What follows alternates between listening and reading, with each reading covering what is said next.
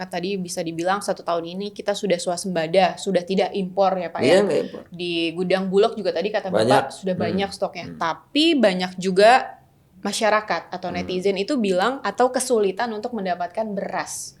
Bahkan harganya cenderung lebih mahal. Ya namanya harganya naik ya kita kita naikkan. Ya kemarin 5.000 sekarang 6,5. Naik kan? Ya dinaikkan, memang dinaikkan. Harganya naik bukan karena memang stok beras di pasaran tidak ada ya Pak? Koperasi desanya berarti akan bersinergi juga dong Koperasi pastinya. nanti belanjanya dengan koperasi desa. SPPG ini belanjanya di Kopdes. Berarti Bapak juga percaya dong ekonomi itu akan tumbuh 6% di tahun depan? Sangat percaya. Swasembada energi itu memang ada yang menanggapi, omong kosong tuh. Tapi Presiden ingin kita itu nanti 10% campuran premium itu dari etanol dan dari metanol.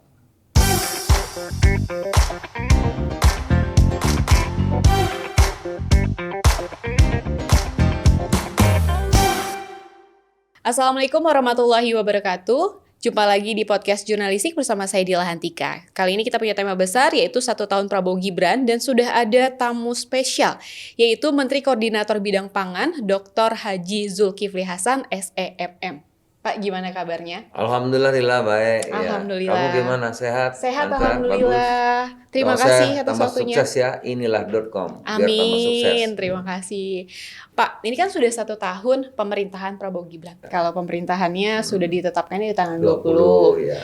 Kalau dalam 1 tahun ini Pak, pemerintahan Prabowo Gibran yang paling benar-benar dirasakan ke rakyat itu apa nih Pak? Udah jelas terang benderang, nggak usah jauh-jauh misalnya ya. Tahun lalu nilai tukar petani 116, sekarang 124, sekian, hampir 125 ya. Berarti petani tambah sejahtera. Nah kalau petani sejahtera kenapa? Ya karena kalau tahun lalu gabahnya misalnya di bawah 6.000, sekarang lahir impres oleh Bapak Presiden harga gabah 6.500 ya. Nah, sehingga 1 hektar itu bisa kalau 2 kali panen bisa sampai 80 juta pendapatannya petani. Tidak ada lagi harga gabah yang di bawah 6.500. Ya. Artinya mensejahterakan petani gitu ya Pak Udah ya? pasti. Ya, jadi petani berdaya. Ada pemberdayaan di situ ya. Nah, kedua, apa yang dirasakan? Kalau dulu pupuk itu misalnya kenapa sih petani tambah sejahtera? Karena produksinya juga naik. Sudah harganya 6.500 bagus, produksinya naik ya. Misalnya tahun lalu kita impor beras 4,5 juta. Sekarang barang di gudang ada 4 juta, padahal kita nggak impor. Berarti produksi kita lebih 4 juta, lebih kurang. Kalau lebih 4 juta artinya apa? Kita sudah surplus. Kalau surplus produksi artinya apa? Artinya kita sudah swasembada. Ya. Tahun ini kita tidak impor beras lagi. Artinya apa lagi artinya? Artinya kalau produksi petani naik, ya pendapatnya nambah. Pasti naik dong. Iya. Dulu produksinya 30 juta, sekarang 34 juta. Berarti naik pendapatannya. Sudah harganya naik 6.500, produksinya naik lagi, double. Harganya naik, produksinya naik, double penambahan pendapatan petani. Kenapa kok bisa naik begitu? Nah, salah satunya kebijakan kita apa? Misalnya pupuk. Dulu pupuk itu ruwet. Iya. Jadi pupuk sampai kadang-kadang orang udah panen. Padahal pupuk diperlukan waktu tanam kan? Nah, itu aturan yang banyak kita pangkas. Dapat impres saya, keputusan Presiden pangkas. Ya, sehingga pupuk datang pas sebelum tanam pupuk sudah ada. Karena pupuknya ada, otomatis produksi naik dong. Gitu. Nah, yang kedua, saya diberi juga impres oleh Presiden, luas lahan sawah kita itu 7.500 lebih kurang, 7.400 sekian juta. Tapi luas tanamnya 10 juta. Artinya ada yang 2 kali tanam, ada yang sekali tanam. Nah, kenapa sekali tanam? kok yang 2 kali tanamnya sedikit? Berarti ada yang salah. Apa? Berarti nanamnya hanya musim hujan. Kalau musim hujan tanam, nggak musim hujan nggak nanam, berarti ada apa? Ada irigasi yang belum dibangun. Nah, irigasinya kita perbaiki. Ya, itu saja sudah merubah banyak.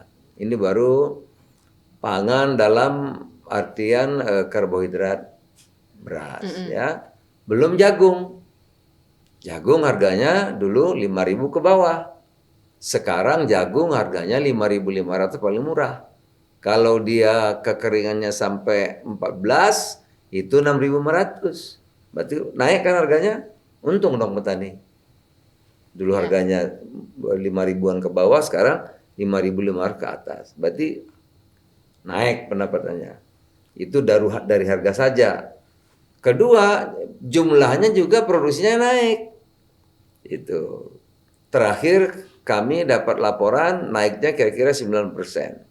Jadi kalau 15 juta naik 9%, berarti kan sudah hampir 16,5 juta. Jadi produksinya naik, jumlah naik, harga naik. Nah, berarti petani kita alhamdulillah punya pendapatan lebih dibanding tahun lalu. Oke. Gitu ya. Tadi kalau kita highlight. Ini baru ngomong soal pangan, karbohidrat nih, masih banyak lagi. Saya dapat 19 loh, Impres, Kepres, atau Perpres. Itu semuanya sudah terlaksana di 1 tahun pertama? Sudah ada yang berhasil, ada yang dalam proses, ya 19.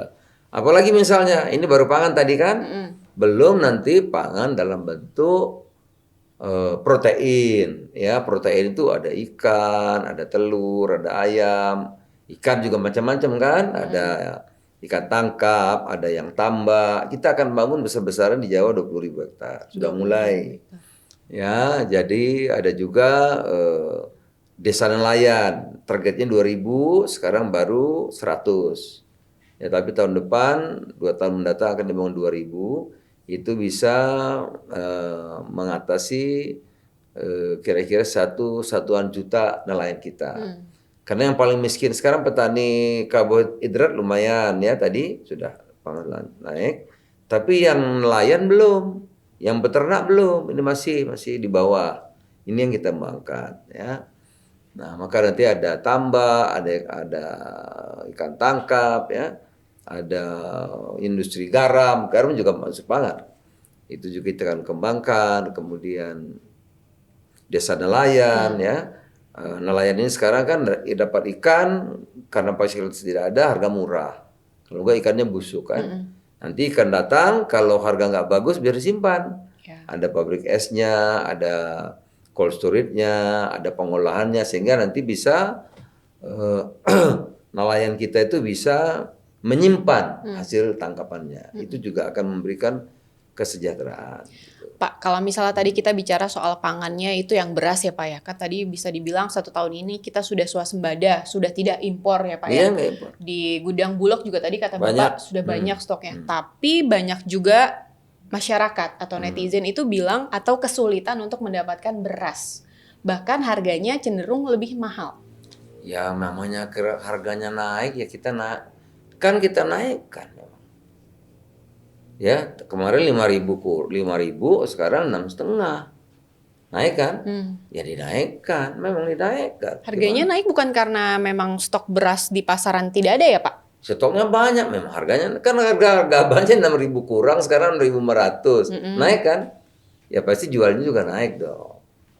Tapi distribusinya sudah distribusi berasnya. Harganya naik dulu nih. Iya, harganya naik, iya benar. 6.000 karena memang misalnya, dari gabahnya sekarang naik. Iya, masa pedagangnya nggak naik lah. Jadi dulu harganya 12,5, sekarang harganya 13,5. Nah, kalau yang premium tetap 14.900 ya. Jadi memang naik. Nah, tapi untuk masyarakat yang pendapatannya di bawah ya, Bulog menyiapkan harga yang murah walaupun kualitasnya bagus, namanya SPHP. Tapi belinya di pasar tradisional. Ya, itu dijual 12.500 1 kilo. Karena kan tidak semua produsen beras. Ada juga konsumen kan. Nah, itu terus disuplai, jadi Bulog beli berasnya bisa 13.500 belinya, jualnya 12,5. Bulog nggak apa-apa rugi, karena itu subsidi untuk petani kita, agar petani kita makmur. Itu kira-kira. Tapi kalau Dila. misalnya di pasaran itu beras-beras premium justru sekarang udah mulai hilang tuh Pak. Nah kemarin memang ada kejadian yang nipu. Ya kan kalau dagang nipu nggak boleh. Ya ditangkepin dong. Misalnya, nah ini berasnya beras pecahnya 15, ya kan? Atau ini beras bagus, beras premium gitu. Cuman kantongnya doang. Iya, iya. Isinya sama, ya ditangkap-tangkepin. Sama apa namanya menipu, kan nggak boleh menipu rakyat. Berasnya sama, cuman beda kantongnya saja gitu ya. Tapi jualnya mahal-mahal. Ada 16, 17, 19 ribu sampai 20 ribu. Yaitu kita tegakkan aturan, tidak boleh rakyat kita dirugikan oleh penipuan-penipuan semacam itu. Ya, karena sekarang saya kira sekarang udah bagus. Pak, tadi juga kalau misalnya kita bicara soal 1 tahun Prabowo Gibran kan program andalan Prabowo itu kan salah satunya MBG, Koperasi Desa Merah Putih, Sekolah Rakyat, Sekolah Garuda. Nah, kalau pandangan Bapak sejauh ini dari program-program itu seperti apa, Pak? Ya, Pak Presiden itu programnya itu kan mendasar ya, suatu yang baru tapi besar gitu. Kasih makan 82 juta di dunia nggak ada. Nggak, coba cek, cek aja. Di mana ada negara memberikan makan untuk 82,5 juta rakyat? Nggak ada. Tapi kita punya nih. Besar sekali kan? Ya tentu tantangannya besar. Ya. Nah sampai hari ini sudah 30 juta lebih. Jadi kita mungkin sampai akhir tahun nggak akan sampai 82 juta. Ya, tapi hari ini sudah 30 juta lebih. Betul. Ya, berarti kan sudah itu 30 juta itu juga besar sekali gitu. Memang perlu waktu untuk menyelenggaranya itu dengan baik ya. Tetapi sekali lagi hari ini sudah 30 juta lebih. Artinya sampai akhir tahun kalau kurang 50 juta saya kira bisa terkejar. Tetapi tahun depan insya Allah sudah dianggarkan 335 triliun. Ya, kita punya waktu yang cukup untuk memberikan kepada 82,5 juta penerima manfaat. Bayangkan, Adila. Coba ya. Kalau 82 juta penerima manfaat, ya, kalau kita perlu telur satu orang, maka satu hari perlu 82,5 juta telur. Mak-mak di mana-mana tuh bikin petelur laku. Harus telur. Kalau perlu satu potong ikan, maka kita perlu 82,5 juta potong ikan. Waduh, nelayan di mana nanti tambah-tambah laku. Apalagi potong ayam, penggemuk ayam nanti laku 82,5 juta potong ayam. Buah-buahan perlu 82,5 juta potong buah-buahan. Yang takut cabai. Bayangin cabai udah mahal sekarang. Iya. Ya 82 juta kalau satu cabai aja perlu 82,5 juta cabai. Kan nggak mungkin sambal cabainya satu. Nah itu dasarnya bayangin. Belum sayur-sayuran. Perlu 82,5 juta porsi sayur. Jadi ekonomi rakyatnya bergerak. Ini urusan rakyat semua ini. Tuh berarti menggerakkan UMKM juga ya, Pak ya. Koperasi desanya berarti akan bersinergi juga dong. Koperasi nanti belanjanya dengan koperasi desa. SPPG ini belanjanya di Kopdes. Oleh karena itu Kopdes itu akan dibangun tempat 20 kali 30 gudang. Di situ nanti ada untuk nyimpan hasil panen agar nggak busuk. Ya, semacam cold storage gitu untuk ikan, untuk sayur-sayuran, buah-buahan ya. Itu nanti untuk nyuplai SPPG. Nanti Kopdes itu jadi agen beras, agen pupuk, agen minyak goreng gitu. Sehingga nanti harga di koperasi ini nggak beda jauh dengan kota karena dia ngambilnya langsung dari produsen kan. Memotong rantai pasok yang panjang itu. Potong des. Langsung ada di desanya sendiri ada gitu ya, Pak. Ada desanya sendiri. Kalau gitu. sekarang sudah daerah atau desa mana Pak yang sudah menjalankan itu Pak? Yang kemarin yang sudah jadi 116. Ya, tapi itu kan contoh ya yang sudah jadi. Nah sekarang lagi dibangun besar-besaran, ini target kita 20.000 sampai bulan Maret mendatang 20.000 selesai dibangun. Ini pekerjaan juga nggak mudah, Dila. Bangun serentak 20.000, bangunan 20 kali 30, kemudian harus ada mobilnya truk 20.000, harus ada mobil kecilnya 20.000. Ini juga pekerjaan besar, nggak mudah. Tentu kita mengajak kerjasama berbagai pihak, ya, termasuk nanti tentu dengan TNI kan di daerah-daerah ini kan ada babinsa untuk bantu kita gotong royong nih agar serentak bisa jadi. Karena program ini saling terkait. Iya, betul. SPPG dapur terkait koperasi desa. Koperasi desa terkait keperluan masyarakat gitu. Ini terkait semua ini. Gitu. Nah, Pak, kan Kopdes ini kan akan terima dana sekitar 3 miliar per desa. Nah, itu dari dana tersebut berapa lama sih BEP-nya? Terus kira-kira berapa banyak perputaran nanti bayarnya 6 tahun. Maksudnya per 6 tahun? 6 tahun boleh diangsur selama 6 tahun. Mekanismenya gimana tuh, Pak? Dia ke bank, ke Himbara. Jadi nanti diambil uang dari Himbara 3 miliar, dibangun gedung, ya, ada mobilnya, itu sama untuk modal kerja segala macam, dilengkapi keperluan-keperluannya, itu nanti 3 miliar dibayar selama 6 tahun. Gitu. Oke. Kalau sejauh ini hambatan atau salah satu halangan untuk membangun Kopdes di berbagai daerah apa? Tadi kan soalnya Bapak juga bilang ya paling penting itu sekarang itu Dila ya, merubah mindset ini loh. Kita kalau mau maju, kalau mau sukses kan mesti kerja keras. Mau belajar, ya dong. Mau belajar, kerja keras, ya kan? Itu jujur, ya kan? Melatih kompetensinya, kan begitu kan? Namanya mau maju, gitu. Jadi itu yang harus kita rubah. Jangan lagi ya. Wah ini kan bantuan pemerintah, mana uangnya? Habis itu dipinjam, udah. Nah dulu kan begitu. Nah ini kan kita mau jadi entrepreneur kan? Kan kita ingin, Pak Prabowo ingin agar desa itu menjadi pusat kekuatan ekonomi, pusat pertumbuhan ekonomi dari desa. Kita jangan marah aja dong, oh yang kaya kok cuma konglomerat aja. Oh yang maju kok teman-teman Tionghoa saja misalnya, ya kan? Ya dia kerja keras gimana? Nah kita juga harus berubah nih di desa. Gitu. Sekarang Pak Prabowo ini luar biasa, mendukung ekosistemnya. Didukung semuanya nih. Disediain 240 triliun untuk koperasi desa. Disediakan 335 triliun untuk makan. Disediakan 300 triliun untuk kur. Nah, tinggal kita.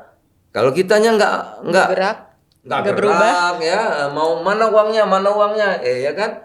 Kan kita harus gerak, mau belajar, mau memperbaiki diri, ya dong.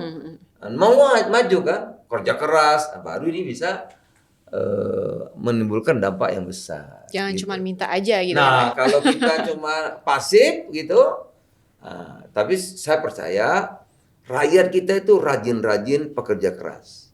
Jadi kalau ini dijelaskan, ya, didukung, ekosistemnya ada, saya kira ini akan berjalan bagus. Saya percaya rakyat Indonesia itu pekerja keras, rajin, dan mau maju. Berarti Bapak juga percaya dong ekonomi itu akan tumbuh 6% di tahun depan? Sangat percaya. Gimana? Seberapa percayanya? Apa yang membuat akhirnya Bapak benar-benar percaya? Aduh, ini sederhana. Tadi udah saya gambarkan.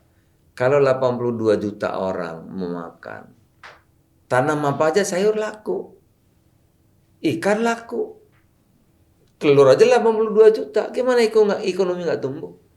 Belum Kopdes 240 triliun, ya kan?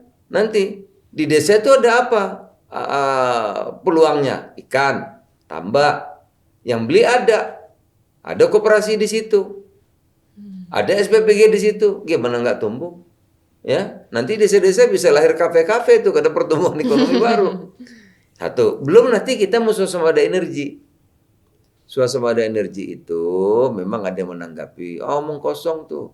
Tapi Presiden ingin kita itu nanti 10% campuran premium itu dari etanol dan dari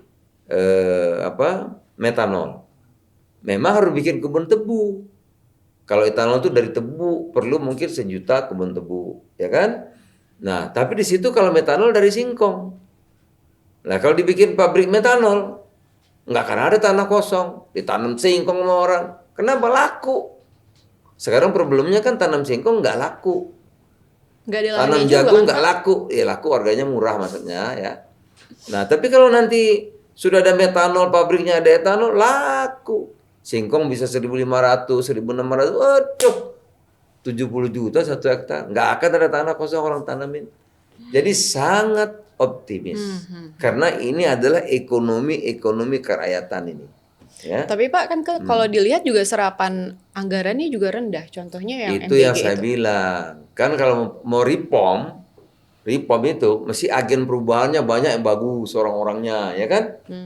Orang-orangnya bagus, ya lembaganya. Organisasinya juga harus bagus. Yang ngerubah itu memang nggak gampang. Ini kan besar semua kerjaannya. Bikin koperasi 20.000 aja kan, coba bayangin. Nggak gampang gitu, nggak mudah. Ya memang perlu waktu. Ini saya kira nanti akan kelihatan di bulan Maret tahun depan. Bulan Maret tahun depan. Iya, sekarang sudah, bukan belum sudah, tapi akan maksimal nanti di bulan Maret. Pak, kan kalau kita lihat swasembada pangan ini salah satu yang mencolok sekali di pemerintahan Prabowo Gibran. Terlihat Berhasil kan? berhasil. Nah, itu dia. Ini apalagi yang Kunci-kuncinya lain. itu sebenarnya apa, Pak? Sebenarnya kayak kelihatannya sunyi, senyap, tiba-tiba 1 tahun pemerintahan diumumin kalau kita sudah swasembada pangan, sudah tidak ada impor. Ya memang begitu, karena sekarang biasanya tuh Dila, bad news, good news buat teman-teman. Kan gitu, yang kita kerja, saya di sini rapat ini hari berapa kali. Saya keliling daerah itu, orang nggak tahu. Itu buat saya tuh kalau libur 1 minggu 1 hari itu, waduh Anugerah. itu langka gitu, ya kan? Teman-teman juga menteri lain luar biasa. Pak Mentan, aduh kerjanya, ya Menteri Kehutanan, Menteri ATR, ini menteri-menteri ini, aduh, udah pada stres itu kerjanya luar biasa. Tapi kan itu kan susah sekali untuk jadi diliput gitu. Jadi ini teman kan buktinya ada gitu, buktinya kerja itu kan masih ada hasilnya dong. Misalnya tadi pangan, masa tiba-tiba terus surplus? Kan tidak mungkin. Emang dari Tapi mana? banyak juga yang skeptis loh, Pak, terhadap itu kan, Pak. Ya kalau kita optimis dong. Masa jadi orang pesimis? Iyalah, kita kan buktinya ada. Tuh, beras 4 juta, jagung naik 10%. Koperasi jadi 80.000 cuma tempo 3 bulan. Lu gak gampang lo mendirikan koperasi 80.000 lebih, berbadan hukum, rapat musdesus, seluruh anggota rapat, disahkan oleh Menteri Kumham, menegam 80.000. Daerah mana, Pak, yang sudah Udah menjadi hampir contoh semua, yang bagus? kecuali Papua masih dikit lagi. Hampir semua itu kerjaan apa? Waduh, kita keliling daerah, keliling Indonesia, kita ketemu dengan seluruh kepala desa. Bayangkan, apa gampang? Enggak gampang. Kepala desa kan pinter-pinter, masih dialog, masih ini gitu. Tim kita jalan semua ke daerah, gitu. Jadi yang mungkin terjadi tanpa kerja keras. Gitu. Apalagi sampah. Saya kan dapat kepres juga. Presiden bertanya, kenapa itu sampah bergunung-gunung bertahun-tahun puluhan tahun? Kok kalah kita sama Timur Tengah? Timur Tengah nggak ada sampah menggunung. ASEAN lain nggak ada sampah menggunung. Malaysia nggak ada. Kita kok jadi bangga itu sampah sampai gedung 20 lantai. Ya kan? Saya bilang, Pak Presiden kasih kepres. Dapat kepres. Baru berapa hari? Berapa hari kepres kita? Seminggu. Kita udah menyelesaikan 14. Udah perizinan kita kelarkan nih. Tinggal nanti bangun. 2 tahun lagi mungkin 30 gunung-gunungan sampah itu udah rata bersih.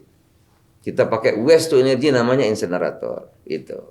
Nanti kan orang tahunya, oh kok sampah Bantar Gebang nggak ada lagi ya? Ini ada lagi ya? Iya memang tiba-tiba hilang. Nah, ini kan kita kerjain gitu. Itu dapat tugas juga saya mengenai lingkungan yang bersih termasuk pengelolaan sampah itu. Gila, iya. Setelah setahun ini, Pak, kan program-program tadi ya memang tidak bisa dalam waktu singkat ya berjalan mulusnya gitu ya, Pak ya? Ya jalan, tapi kalau mau maksud pasti ada sempurna ya PR-nya. perlu waktu. Ya, Iya. betul. Setelah ini yang benar-benar difokuskan sama Presiden Prabowo itu apa, Pak? Semua fokus. Tapi memang ada yang skala prioritas. Makan.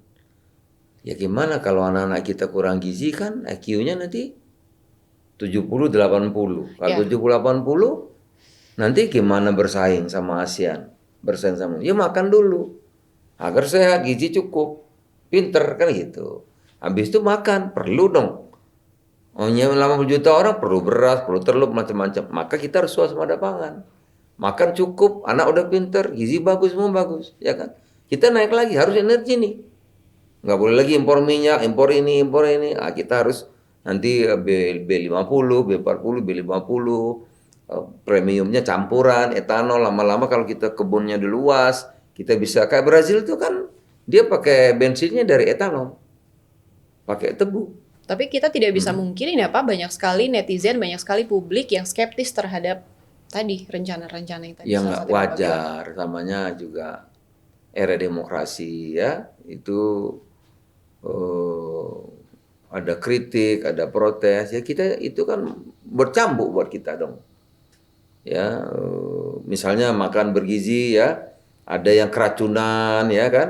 Lah buat pemerintah itu bukan soal angka, itu anak-anak kita, anak-anak Indonesia, satu pun nggak boleh terjadi gitu. Oleh karena itu kita terus evaluasi, kita perbaikan terus menerus ini, gitu. Tapi ya gitu karena 30-40 juta terus kita sempurnakan gitu. Walaupun Terus banyak yang menentang. apanya? Iya, misalnya program MBG kan banyak sekali yang menentang tuh Pak. Lah iya mungkin sudah cukup makannya, ya kan? Kalau anak-anak sekolah, pondok-pondok, bayangkan di pondok itu ada yang iurannya itu ada yang nggak bayar, ada yang kiai itu baik-baik, oh, perjuang-perjuang semua kan. Kalau pondok itu ada yang bayarin cuma 500.000, udah makan, udah tidur, kan kurang. Ada juga yang memang nggak mampu, pondok nggak pernah nolak, diterima aja tuh. Itu dengan dapat makanan makanan bergizi ini akan sangat menolong gitu, ya.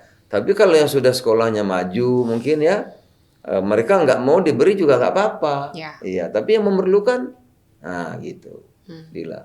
Jadi yang keras-keras tadi itu ya yang protes kita terima kasih itu cambuk buat kita, ya kan? Pak Zulhas ada kayak survei dari Direktur Eksekutif Poltreking Indonesia bahwa di pemerintahan Presiden Prabowo Gibran Bapak menjadi salah satu menteri yang tingkat kepuasan kerjanya itu meningkat. Ya kalau bagus nilainya misalnya dari survei tentu kita ucapkan terima kasih, itu penghargaan buat teman-teman ya. Teman-teman saya kerja di lapangan, para gubernur, para mentan, menteri lingkungan, menteri ATR, Kabulok tuh waduh luar biasa ya. Pekerjaan Pak Tito, Menteri Dalam Negeri, soal apa tuh nama inflasi, wah luar biasa. Tentu penghargaan untuk mereka ya. Tetapi itu juga jangan sampai membuat kita merasa kita udah berhasil, belum. Ini Masih banyak PR-nya ya Pak? Waduh banyak sekali PR-nya, masih banyak banget PR-nya. Ini baru awal ya, baru awal. PR Bapak tuh kalau dari Presiden untuk di tahun depan apa nih Pak? Maksudnya setelah 1 tahun pemerintahan ini? Yang Ya tentu benar-benar pangan, ya pangan kan udah kita. sukses waspadanya. Belum ini Oh, belum. ini yang kita kerjakan ini, ini baru awal, baru optimalisasi lahan yang ada. Ini lahan ini nih baru ini yang sudah jadi sawah, itu aja yang kita optimalisasi. Ini kurang karena kita mau ngasih makan 82 juta anak kita. Ini kurang, kita harus bikin lahan baru. Wah, ini problemnya lebih banyak lagi. Kan buka lahan baru, sawah baru, di tempat yang baru, orangnya belum tentu ada, ya kan? Wah, nggak gampang ini. Ini kita harus buka pengembangan kawasan pangan yang baru, ya kan? Ya, satu. Kedua, kalau agar produktivitas petani tambah makmur, maka dia kan kalau sekarang 1 hektar 5 ton misalnya. Vietnam kan 1 hektar 8 ton. Lah kita masih kurang nih, masih kalah kita. Bagaimana agar kita, kalau dia 8 ton, 10 ton, kita juga 10 ton dong. Agar petani kita makmur. Gimana caranya? Nah itu nanti ada pengembangan varietas bibit. Nah itu lain lagi tuh. Ada penelitian, masih banyak mesti dikerjain. Masih banyak juga, banyak sekali. Oke Pak. Iya. Pak, pesannya untuk publik atau untuk rakyat yang masih menganggap skeptis program-program pemerintah? Pesannya. Ya tentu terima kasih yang protes, yang skeptis, yang bahkan ada yang mencerca ya. Tentu itu cambuk buat kita agar kita ini kerja lebih bagus. Tapi buat saya ini ini bagian perjuangan yang sangat penting untuk Merah Putih, untuk Indonesia ya. Buat saya dipuji nggak dipuji biasa aja tuh. Karena memang ini harus dikerjakan. Ini sangat penting untuk masa depan anak-anak kita, untuk masa depan Indonesia. Sekali lagi mau dicerca, mau dipuji ya buat saya ya biasa aja.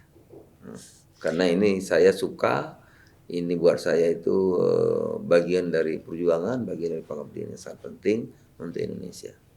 Baik, terima kasih Pak atas waktunya. Semoga semua program-program Bapak bisa terlaksana dengan cepat, tanpa ada kendala. Semoga tadi Kopdesnya juga sudah semakin meluas sudah bagus ya, sampah juga. Saya baru dapat tambahan tugas lagi. Apa tuh Pak?